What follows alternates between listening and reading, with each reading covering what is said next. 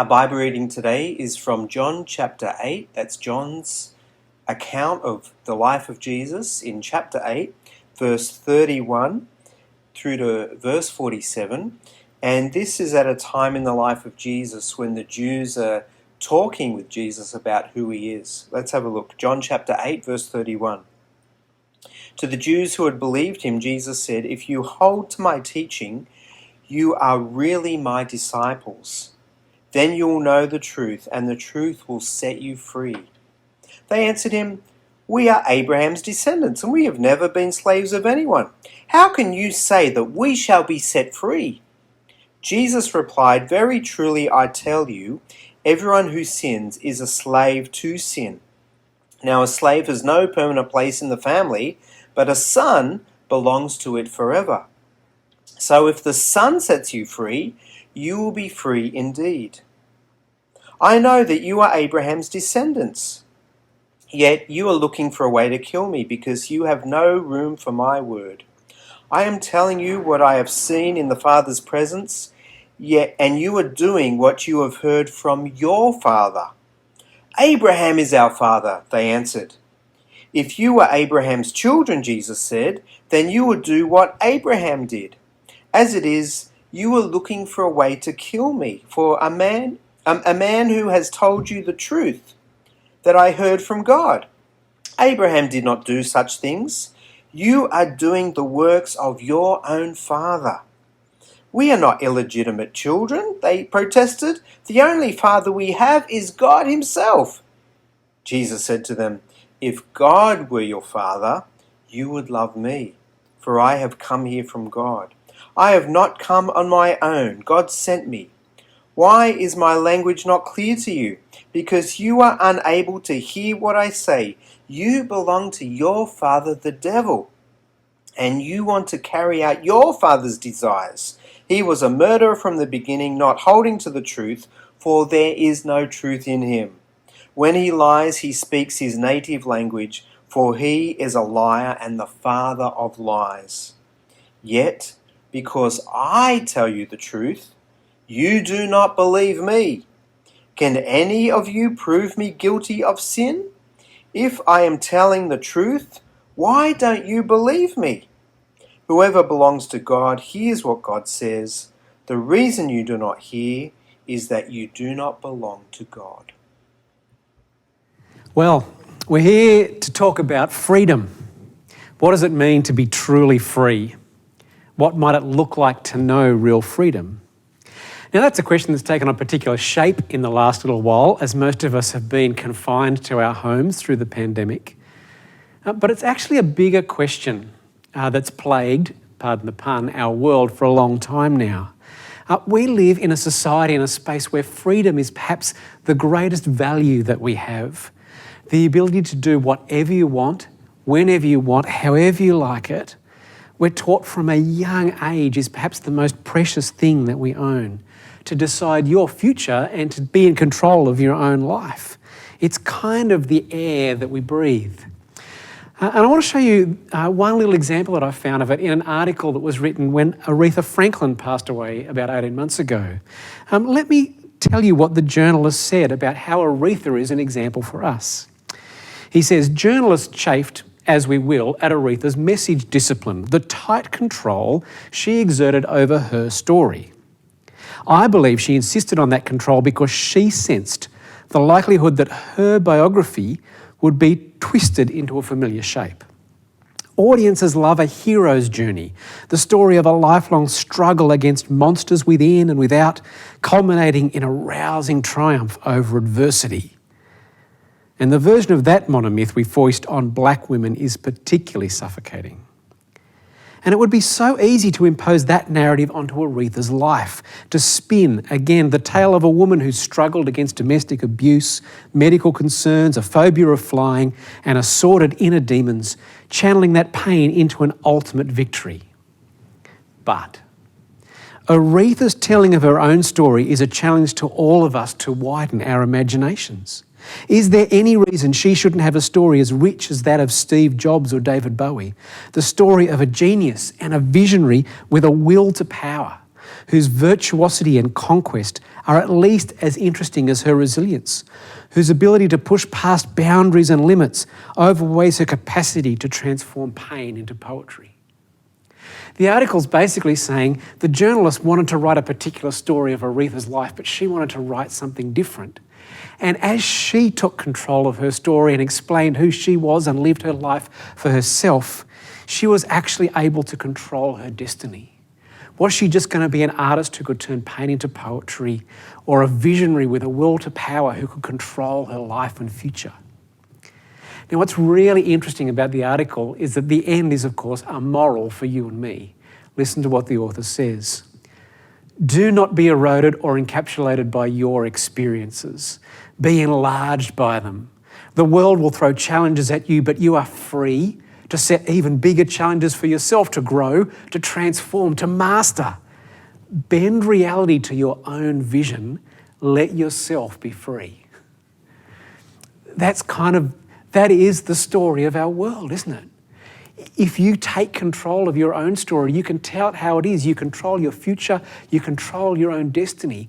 It's everything from Disney to the story that our kids get fed through speech day at school every single year. And actually, what I do find fascinating about this story is the way that it's kind of infiltrated our schooling system. If you've been involved in the school system any time in the last 2 decades, or you've got kids who are, you will have heard some form of a thing called positive psychology. A guy called Martin Seligman came along in the 80s and 90s and said, look, psychology's always been about how the world's bad and how you fix your problems. But what if we turned thinking about human beings into how to create wellness and how to help them live positively for the future? And that idea has invaded our school system. Now, Seligman's positive psychology was based on the work of another guy, a guy that you may not have heard of, but you'll probably have heard of his pyramid. His name's Abraham Maslow. And he created this thing basically about the pyramid of human existence and how as each need gets met, we look for something bigger and better until we kind of find ourselves.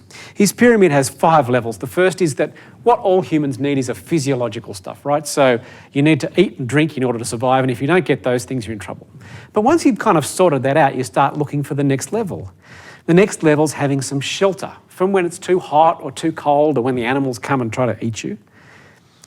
But once you've solved that problem, you start looking for community. You look for people to love and connect to and belong. Then his 4th level is you start to seek for status, for esteem, for people to look at you and be impressed with how you've done.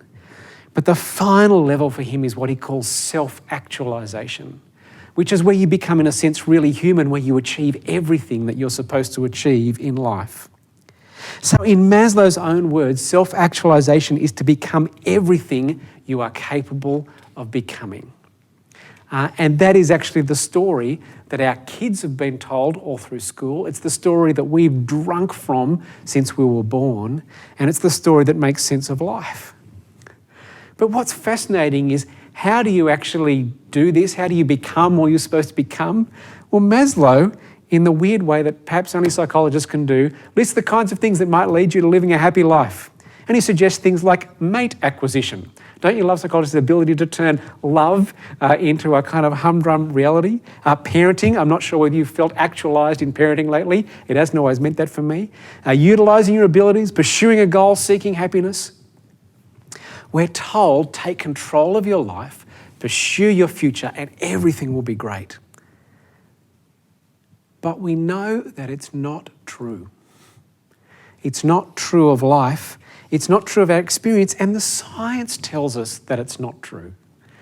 A lady called Jean Twenge, who's an American psychologist, has done this fascinating study. They've been running one particular inventory of psychological health with university students in the US since 1930. So they have about 80 or 90 years worth of data of the same people doing the same tests.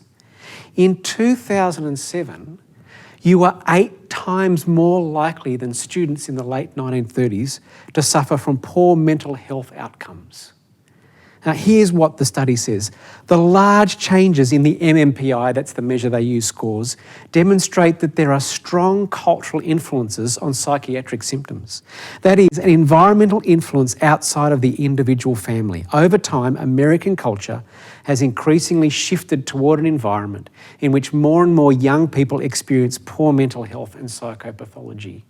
And friends, we know that that's true. We know that our young people grow up with anxiety and depression and the kinds of struggles. So even though we live in a world which is safer and more secure and more wealthy, we're actually less happy. A second study that I saw tells you that living in a high-income country like Australia makes you 3 times more likely to suffer from generalised anxiety disorder than if you live in a low-income country. Again, from the report, this disorder, generalised anxiety disorder, is significantly more prevalent and impairing in high-income countries than in low or middle-income countries. So you can live in the richest place in the world with the most freedom that anybody's had in history, and you're 3 times more likely to suffer from generalised anxiety disorder. And friends, if all of that wasn't enough to tell us that our pursuit of freedom is thoroughly bankrupt, if I had sat down with you on the 1st of January this year and said that in 3 months from now you'll be stuck in your home and nobody will be allowed out and the government will fine you if you're found outside, none of you would have believed me. But the reality is that we are not in control, and you can pursue freedom all you like, but you're not in control of it. And so what I want to invite you to do is to come and listen to a little episode from the life of Jesus where Jesus talks about freedom and slavery. And I want you to come here because Jesus is making a really big claim about a different way of finding freedom. Pick it up for me in the passage, John chapter 8 and verse 31. Jesus said, "If you hold to my teaching and you are really my disciples, then you will know the truth and the truth will set you free." It's a big claim. How do you find freedom? Well, Jesus says, you hold to my teaching. My teaching presents the truth that will set you free. It's a big claim. The first question I want to ask of Jesus, well, how do I know that what you're claiming is any different from what the positive psychologists are claiming? Do you have a right to say that? How would you know that? How can you trust Jesus when he says that? Well, interestingly, if you were to ask Jesus that question in the passage, he would tell you that the way that his truth is the truth that sets you free is because it's not just his, but it's the truth that comes from God. He says it a number of times, verse 38. I am telling you what I have seen in the Father's presence. I'm bringing you truth from God. Verse 40. As it is, you're looking for a way to kill me, a man who has told you the truth that I heard from God. Jesus believes that his truth will set you free because his is a truth that comes from God, from someone who is outside of the system, who has made the system, who has made you and I, and can actually tell us what we need to live. And friends, I actually think that there's a powerful reality in that and a really important thing for us to hear. You and I know that we actually kind of live in a world where many of our social contexts are kind of like echo chambers. We live on the internet, and the internet algorithms choose who our friends are, the news that we listen to, and basically what we hear are all the things that reinforce our own bias. And we pretend that if everybody else believed exactly what I believed, the world would be a better place and we would all be happy. But I actually want to challenge you, you don't believe that. At the very basic level, do you realise what you now believe that you didn't believe 20 years ago? I've changed my opinion about all sorts of things over that period of time because I think as I've grown and matured, I've seen new things that I haven't seen before. If the truth is only what you believe to be true right now, we're in all sorts of bother. And actually, it's the same when we look at our science community. I know that science is supposed to provide all the answers and give us absolutely objective truth, but I just want to invite you for a moment with me to think about the reality of diet science research. If you had pursued the scientific research on diet science in the last 50 years, you would have eaten more carbs, less carbs, complex carbs, no carbs, and as many carbs as you can get. You would have tried eating more fat and less sugar, and then more sugar and less fat, and then bounce between the two of those options. You would have eaten lots of eggs, no eggs, a few eggs, and as many eggs as you like. What's interesting about that is at any point in time, if I'd come to you, you would have said, I'm following the latest scientific research. What is actually true is that we live in a world full of information, but a world that is sadly lacking in truth. Jesus says you actually need someone to speak from outside of the system, from outside of your echo chamber. You need someone who really knows what's going on to talk to you, to bring you the kind of truth that will set you free. And Jesus' claim is to bring us the truth from God. Now, what's interesting about the passage is the truth that Jesus brings from God is actually a very uncomfortable truth that the people in this passage don't want to hear. Look down there with me at verse 32. Jesus says to these people who are listening, these Jewish religious leaders, you will know the truth and the truth will set you free. And they're a bit insulted. Verse 33, they answered him, we're Abraham's descendants and have never been slaves of anyone. How can you say that we shall be set free? They're just a bit put off. Jesus, you're implying that we're not really free. Now, I don't know whether you expect Jesus to kind of back off at that moment, but Jesus doesn't. Jesus doubles down at this point. Verse 34, Jesus replied, very truly I tell you, anyone who sins is a slave to sin. Now I reckon there's two really significant things to notice about Jesus here. The first is, do you see how free Jesus actually is? He doesn't feel constrained by the authorities or the pressures of pleasing people around about him. He's so calm and confident in his own reality. He doesn't have to respond to what other people are telling him to say. He's just going to keep speaking the truth that he knows. But one of the beautiful things about Jesus, and if you haven't read one of the stories of Jesus' life, why don't you get one out and read one for yourself? And we've got time at the moment, a great thing to do. What's really interesting about Jesus is that though he knows the truth and speaks the truth and won't be pushed around by other people, he's not a bully. He's not arrogant. He doesn't demand his own way. You see him treat people with tenderness and generosity and kindness, and particularly the most weak and the most broken. And at every point as he speaks the truth, it's not just to make a point or to be powerful, but because he wants what's best for the other person. Jesus is completely free, and he feels free to speak the truth from God. He stands against evil, and he loves people with that truth. But the second thing is a little deeper and a little closer to home, isn't it? What's Jesus saying to us? I tell you, everyone who sins is a slave to sin. Jesus says anyone who sins is a slave to sin. And his point is that we aren't as free as we would like to be.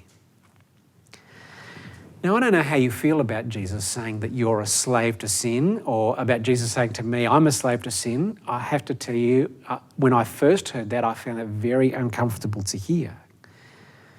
But Jesus is actually saying something to us about what we're truly like as human beings that, again, I think we know the truth of. There's an American psychologist, a lady called Pamela Meyer, and her research suggests that on average people tell at least 1 to 2 lies per day, and we hear something between 10 and 200 lies a day in just our daily life. Now, isn't that interesting? We live in a world that loves truth, looks for truth, longs for truth, thinks that they are truthful, and yet all of us lie every day, and we live in a world full of lies. And it's not just true of lying, is it? I mean, do you always live by the code you want to live by? I am full on about health and healthiness and healthy eating until the scones come out at morning tea and my colleagues are hoeing in and gee, they look good. I try to live according to what I think the truth is, and I can't even do that most of the time. And so when Jesus starts to say that you're a sinner and you're a slave to sin, it can feel really uncomfortable, but Jesus is actually speaking a truth to your heart and to mine about what we're like. And what I want to say to you is that that truth is actually part of the whole process of finding real freedom. It's only when you start to come to grips with what you're truly like that you're free to be forgiven and to be changed. Jesus comes saying to you, you're a slave to sin, not in order to beat you up or to make you feel horrible or terrible or whatever, but to actually help you realize the place that you're in and to help you to realize what you really need. Because do you see there in verse 36, what Jesus wants for you is to know where true freedom is found. It's not in self-actualization or fixing yourself up. It's actually in him. This is what he says, if the Son sets you free, you will be free indeed. The answer to our slavery, to our inability to control ourselves or our lives or our future, and actually the solution to the mess we make of our lives, is that Jesus came in order to take up all of our brokenness and sin and rebellion on himself and carry it to the cross. And so the mistakes that we make, our anger, Jesus carries that anger to the cross. Our shame and embarrassment about the stupid things that we've done that we don't want to tell anybody, Jesus carries it to the cross. Our lust that we cannot escape, Jesus carries on his shoulders to put it to death on the cross. Our jealousy, the lies that we speak, the deceit that we get involved with, all those things that we don't share with anyone else, Jesus knows. He carried them all on his shoulders and he took it all and put it to death on the cross. Jesus went to the cross carrying all of our stuff-ups, all of our mistakes and all of our brokenness in order to bring forgiveness and life. Friends, the truth that sets us free is not the truth that we're nice people, or that there are 3 easy steps to self-esteem, or if only we employed a little more positive psychology, life would get better. The truth that sets us free is that the God who made the world knows who we are. And he knows we're broken, and he knows we get stuff wrong. And Jesus came into the world knowing that and went to the cross in order to bring forgiveness and cleansing from the mess that we make of our lives. And friends, actually, that's a kind of freedom that money and opportunity can't buy. I want to finish with a little story that I've heard recently that's just really struck me. The story is about a lady called Mary Johnson. On the 12th of February, 1993, Mary's only son, a young man called Aramean Bird, was murdered. The man who killed her son was 16 years old. His name was O'Shea Israel, and he was sentenced to 25 years in prison. Over the next 12 years after her son's killer went to prison, Mary describes going through anger and agony and grief and developing a deep bitterness in her heart.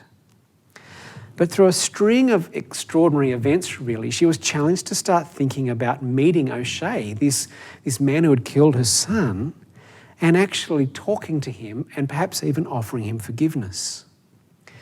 She found a group that was committed to reconciliation with people in prison, and she approached him, and the first time he said, "No way, there's no way I want to meet you, I can't cope with talking about you." But she persisted several times over the coming months, and eventually he agreed to meet with her. And here's a description in Mary's own words of what happened when he met her. "Never having been to a prison before, I was so scared when we got there and wanted to turn back. But when O'Shea came into the room, I shook hands with him and I said, 'I don't know you and you don't know me. You didn't know my son and he didn't know you. So we need to lay down a foundation and get to know one another.' We talked for 2 hours, during which he admitted what he'd done. I could see how sorry he was, and at the end of the meeting, for the very first time, I was genuinely able to say that I forgave O'Shea. He couldn't believe how I could do this, and he asked me if he could hug me. When he left the room, I bent over saying, 'I've just hugged the man who'd murdered my son.' And then as I got up, I felt something rising from the soles of my feet and leaving me. And from that day on, I haven't felt hatred, animosity, or anger. It was over." Friends, there's something remarkable about being able to acknowledge the wrong that you have done and experience genuine forgiveness and a washing clean and a laying aside of all of your past and mess. We live in a world that's been chasing freedom for centuries. And in all honesty, we know the harder you chase, the harder it is to find.